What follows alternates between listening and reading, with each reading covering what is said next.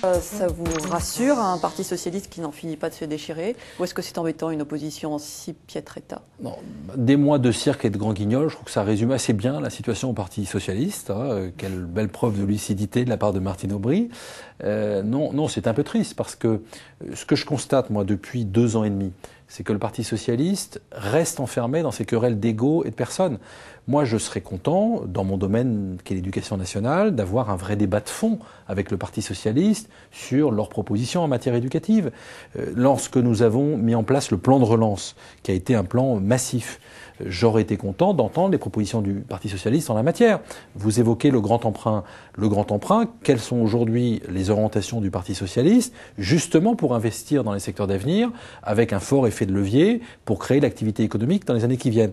Donc on voit très bien aujourd'hui que le Parti socialiste n'est pas prêt à assumer une alternance et qu'il ne joue pas vraiment son jeu. Il reste enfermé dans la guerre des chefs et la guerre des égos. On connaît le nombre d'écoles qui sont aujourd'hui fermées pour cause de grippe H1N1. Alors nous avons une accélération depuis 4 jours maintenant de la fermeture des établissements scolaires.